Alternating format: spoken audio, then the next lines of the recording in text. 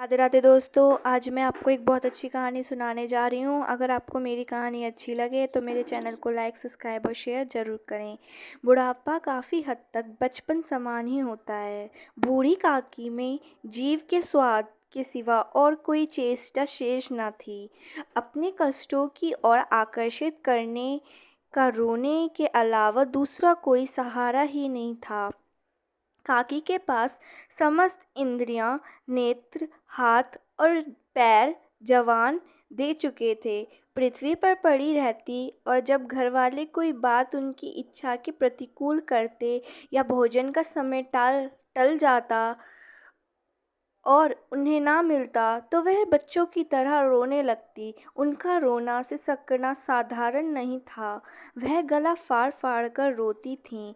उनके पतिदेव को स्वर्ग सिधारे बहुत साल बीत चुके थे। बेटे तरुण होकर ही चले बसे थे। बेटे तरुण के होते ही चल बसे थे। अब एक भतीजे के सिवा और कोई ना था। उसी भतीजे के नाम उन्होंने सारी संपत्ति लिख दी थी। भतीजे ने संपत्ति लिखाते समय तो खूब लंबे चौड़े वादे किए, परंतु वे सब वादे केवल फर्जी थे। यदि उन संपत्ति की वार्षिक आय किसी लिहाज से कम न थी, फिर भी बूढ़ी काकी को पेट भर भोजन भी कठिनाई से मिलता था। इसमें उनके भतीजे पंडित राम पंडित राम का और उनकी अर्धांगिनी श्रीमती रूपा का इसका निर्णय करना आसान नहीं। राम स्वभाव के सज्जन थे, किंतु उसी समय तक जब तक कि उनके खजाने पर कोई आँच न आए। रूपा स्वभाव से तीव्र थी, सही, पर ईश्वर से डरती थी। अतः बूढ़ी काकी को उसकी तीव्रता उतनी नहीं खिलती थी जितनी राम की भलमनसाहट खिलती थी। कभी कभी राम को अपने अत्याचार का खेद होता था। विचारते कि इस संपत्ति के कारण मैं इस समय भला मानस बना बैठा हूँ। यदि मौखिक अवकाशन और सुखी सहानुभूति से स्थिति में सुधार हो सकता तो उन्हें कोई आपत्ति नहीं होती, परंतु खर्चे का भय उनकी भावनाओं और अच्छी भावनाओं को दबाकर रखता था। यहाँ तक कि यदि द्वार पर कोई भला आदमी बैठा हो और बूढ़ी काकी उस समय अपना राग गा रही हो तो वह आग की तरह क्रोधित हो जाता और घर में आकर जोर से डांटते। लड़कों को बूढ़ों से स्वाभाविक विक्षेप होता ही है, और फिर जब माता पिता का यह रंग देखते तो बूढ़ी काकी की और भी सताया करते थे। कोई चुटकी काट कर भाग जाता, कोई उन पर पानी का कुल्ला कर देता। काकी चीख कर मार मार कर रोती, परंतु यह बात प्रसिद्ध थी कि वह केवल खाने के लिए रोती है। अतएव उनके संताप पर कोई ध्यान नहीं देता था।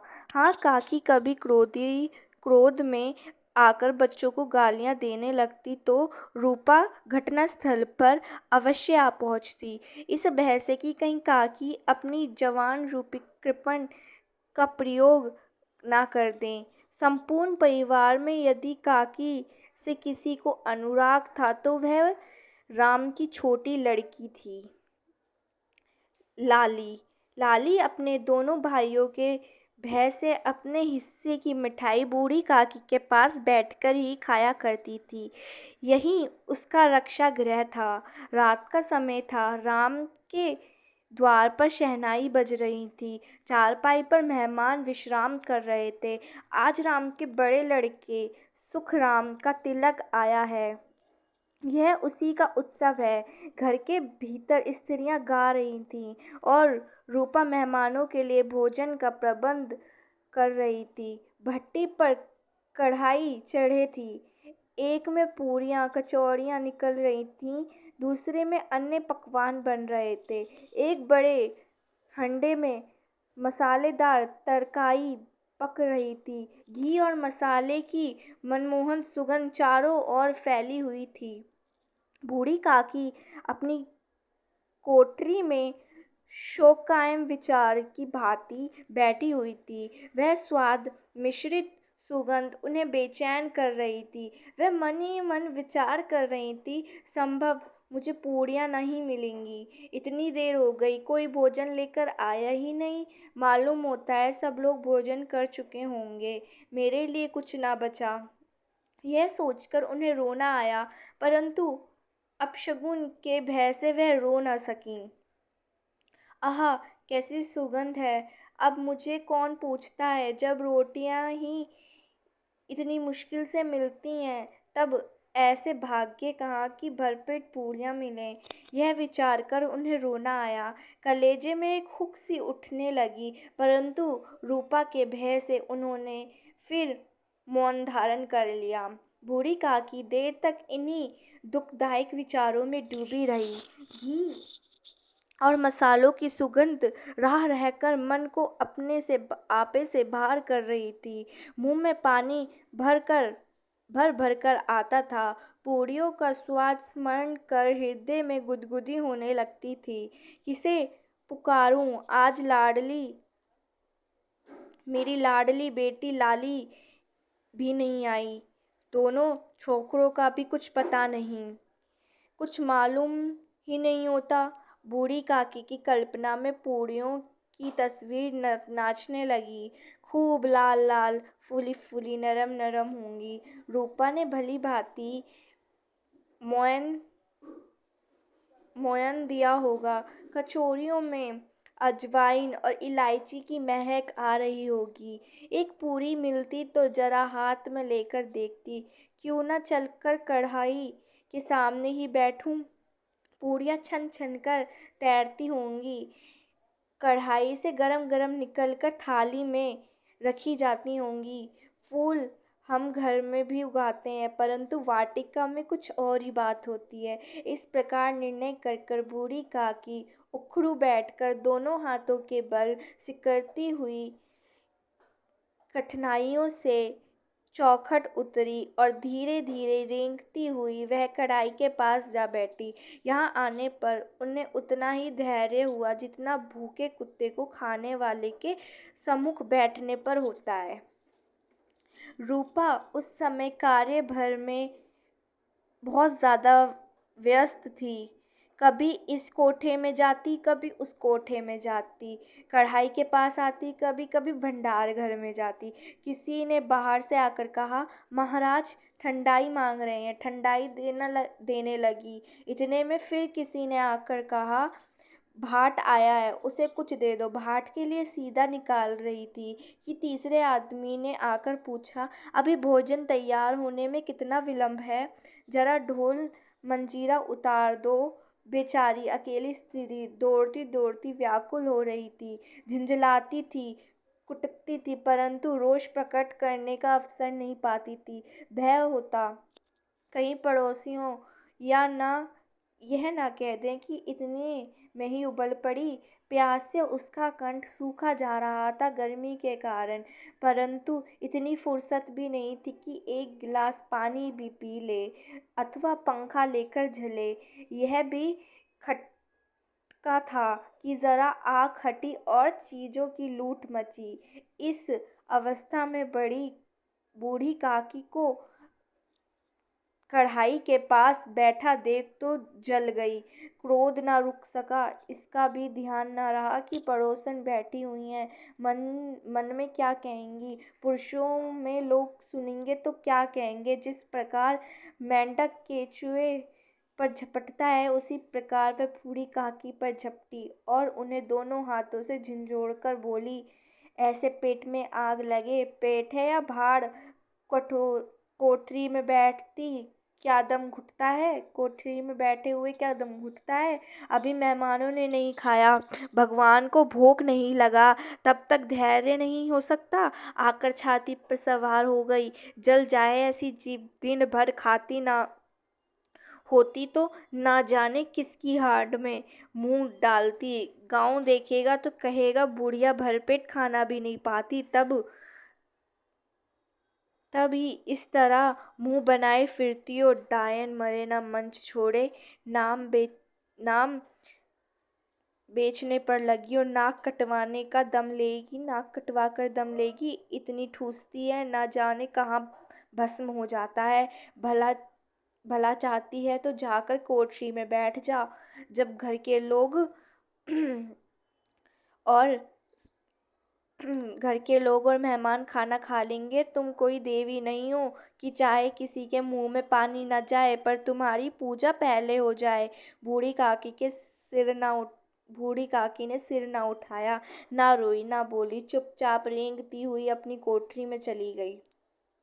आघात ऐसा ठोकर था कि हृदय और मस्तक का संपूर्ण हिस्सा हिल गया था। भोजन तैयार हो गया, आंगन में पत्तल पड़ गए, मेहमान खाने लगे। स्त्रियों ने जेवनार गीत गाना शुरू कर दिया। मेहमानों ने नाई और सेवकन भी उसी मंडली के साथ किंतु कुछ हटकर भोजन करने बैठ गए। परंतु सभ्यता अनुसार जब तक सबके सब खा नहीं लेते कोई उठ नहीं सकता था। दो एक मेहमान जो कुछ पढ़े लिखे थे, सेवकों के दीर्घहार पर झुंझला रहे थे। वे इस बंधन को व्यर्थ और बेसिर पैर की बात समझ रहे थे।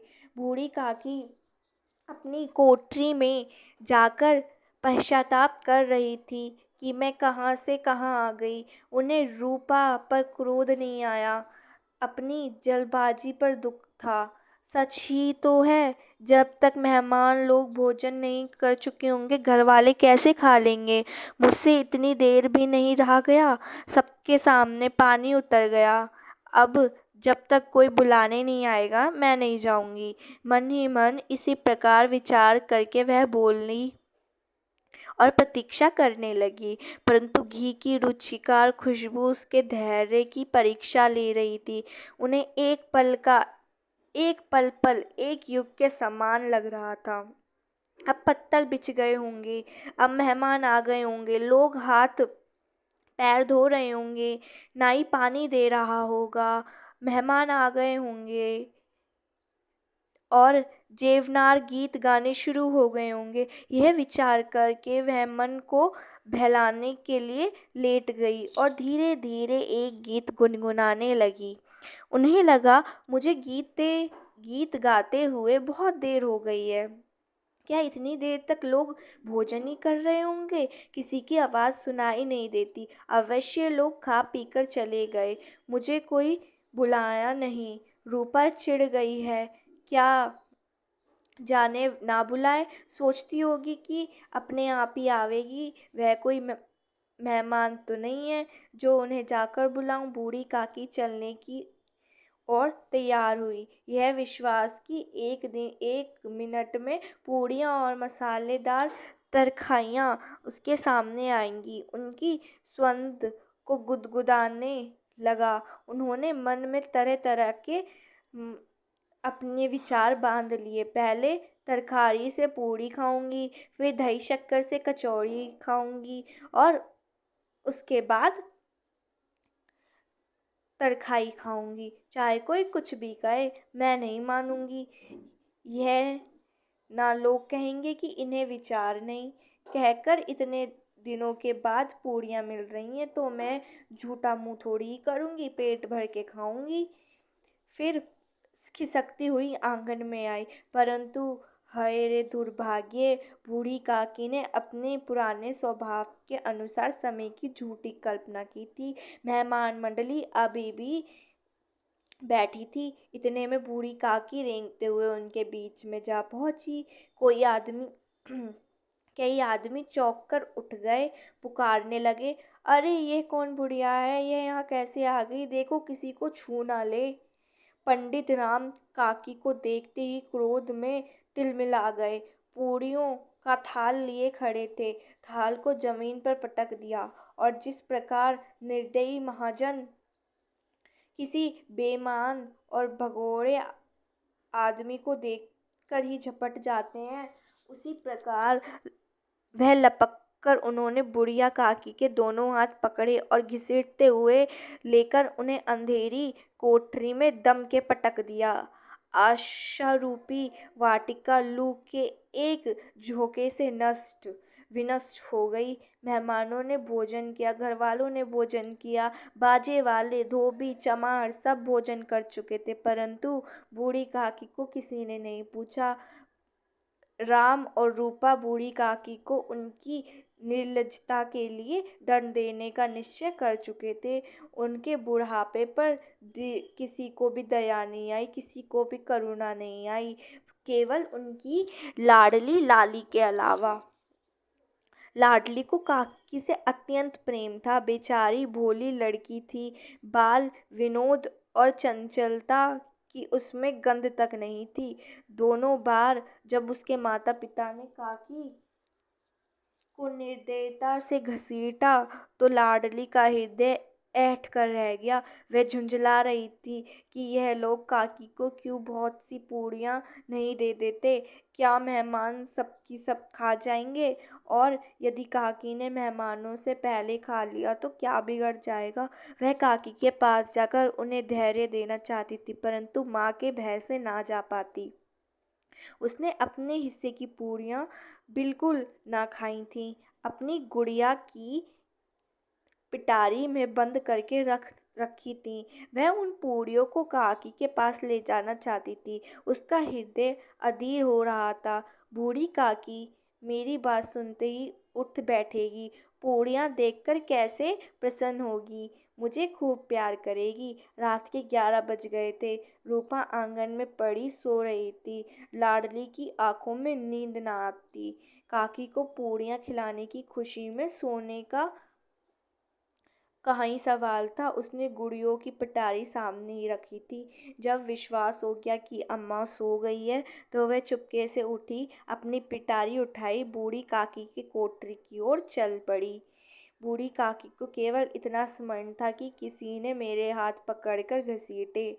फिर ऐसा मालूम हुआ जैसे कोई पहाड़ पर उठाए ले जाता। उन्हें पैर बार बार पत्थरों से टकराए। जब किसी ने उस पहाड़ पर पटका, वह मूर्छित हो गईं। जब वह सचेत हुई तो किसी का जरा भी आहट नहीं मिलती थी। समझा कि सब लोग खा पी कर सो गए और उनके साथ मेरी तकदीर भी सो गई। रात कैसे कटेगी? हाय राम, क्या खाऊंगी? पेट में अग्नि धक धक रही है। हाँ, किसी ने मेरी सुध तक ना ली। क्या मेरा ही पेट काटने से धन जुट जाएगा? इन लोगों को इतनी भी दया नहीं आती कि ना जाने बुढ़िया कब मर जाए, उसका क्यों जी दुखाए। मैं पेट की रोटियां ही खाती हूँ कि और कुछ। इस पर यह हल मैं अंधी और अपाहिज कठहरी, ना कुछ सुन ना कुछ बूझ। यदि आंगन में चली गई तो राम से इतना कहते न बनता कि काकी अभी लोग खा रहे हैं, फिर आना। मुझे घसीटा पटका उन पूड़ियों के लिए। रूपा ने सबके सामने गालियाँ दी उन्हीं पूड़ियों के लिए। इतनी दुर्गति करने पर भी उनका पत्थर जैसा कलेजा भी नहीं पसीजा। सबको खिलाया, मेरी बात तक ना पूछी। जब तक ही ना दी तो अब क्या देंगी? जब यह विचार कर काकी निराश में संतोष के साथ लेट गई। गली से भरा गला भर भर आता, परंतु मेहमानों के भय से रोती ना थी। साहस उनके कानों में आवाज आई, काकी उठो, मैं पूड़ियाँ लाई हूँ। काकी ने लाली की आवाज पहचान ली, झपट उठकर बैठी, दोनों हाथों से लाली को टटोला और गोद में बिठा लिया।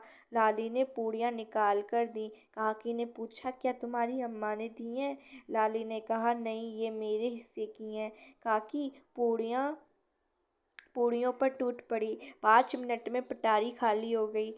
लाली ने पूछा, काकी पेट भर गया? जैसे थोड़ी सी वर्षा ठंड के स्थान पर और भी गर्मी पैदा कर देती है, उसी भांति इन थोड़ी सी पूड़ियों ने काकी की भूख और इच्छा को उत्तेजित कर दिया। बोली, नहीं बेटा, जाकर अम्मा से और मांग लाओ। लाली ने कहा, अम्मा सोती है, जाऊंगी तो मारेगी। काकी ने पिटारी को फिर ठिठोला। उसमें कुछ खुरचन गिरे थे, उन्हें निकालकर वह खा गई। बार बार होठ चबाती थी, चटकारे भरती थी। हृदय मैं सोच रहा था कि और पूरियां कैसे खाऊं। संतोष सेतु जब टूट गया तब इच्छा का व्यवहार हुआ। काकी ने कहा, मुझे आंगन में ले जाओ। मैं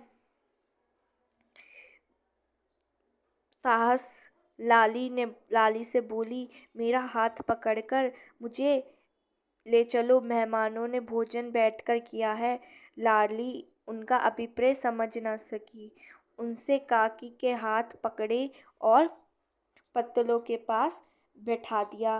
दीन और भूख की मारी बुढ़िया पत्तलों से पूरियों के टुकड़े चुन चुन कर खाने लगी। ओह, दही कितनी स्वादिष्ट था, कचौरियाँ कितनी खस्ता, कितनी बढ़िया थी, एकदम जायकेदार।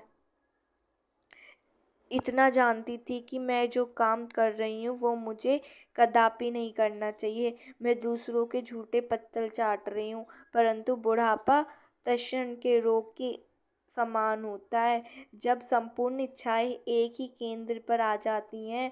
बूढ़ी काकी का यह केंद्र उनकी जीभ का स्वाद था। ठीक उसी समय रूपा की आँख खुली। उसे मालूम हुआ कि लाडली लाडली लाली मेरे पास नहीं है। वह चौंकी, चारपाई के इधर-उधर ताकने लगी कि कहीं नीचे तो नहीं गिर पड़ी।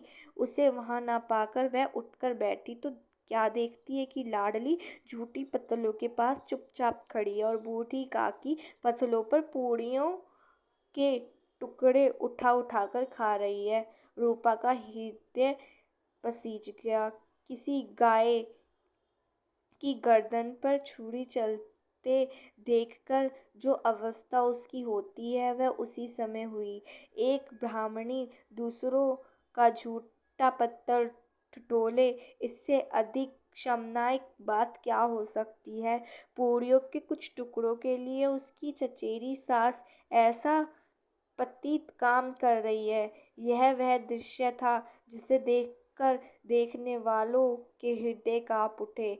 ऐसा प्रतीत होता मानो जमीन रुक गई, आसमान चक्कर खा रहा हो। रूपा को क्रोध न आया। शोक के सम्मुख क्रोध कहाँ, करुणा और भय से उसकी आंखें भर आईं।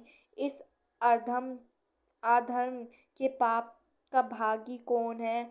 उसने सच्चे हृदय से आसमान की ओर हाथ उठाकर कहा, परमात्मा, मेरे बच्चों पर दया करो। इस अधर्म का दंड मुझे उन्हें मत देना, तो हमारा सत्यानाश हो जाएगा। वह सोचने लगी, हाय कितनी निर्दय हूँ मैं, जिसकी संपत्ति से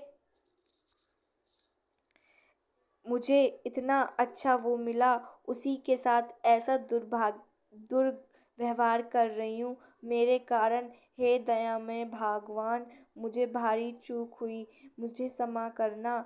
आज मेरे बेटे का तिलक था, सैकड़ों मनुष्यों ने भोजन पाया, मैं उनके इशारों की दासी बन रही थी, परंतु इस उत्सव में भरपेट भोजन न दे सकी उस बेचारी काकी को, केवल इसी कारण कि वह बूढ़ी है और असहाय है। रूपा ने दया जलाई, अपना भंडार का द्वार खोला और एक थाली में संपूर्ण सामग्री सजाकर ले लाई हुई बुढ़िया काकी की ओर चली। आधी रात जा चुकी थी, आकाश पर तारों की थाल सजे हुए थी और उन पर बैठे हुए देवगण स्वर्गीय प्रसाद सजा रहे थे, परंतु उनमें से किसी को वह परमानंद प्राप्त न हो सका जो बुढ़िया काकी को अपने सम्मुख थाल देखकर प्राप्त हुआ था। रूपा ने बहुत ही दयालु स्वर में कहा, काकी उठो, भोजन कर लो, मुझे आज बड़ी भूल हो गई। उसका बुरा न मानना, परमात्मा से प्रार्थना कर दो कि वह मेरी अपराध क्षमा कर दें। बोले भले बच्चों की भांति जो मिठाइयाँ पाकर मार और तिरस्कार सब भूल जाते हैं। बूढ़ी काकी बैठे हुए खाना खा रही थी। उनके एक एक रोए और सच्ची दुआएं निकल रही थीं और रूपा बैठी स्वर्गीय दर्शन का आनंद लूट रही थी। धन्यवाद।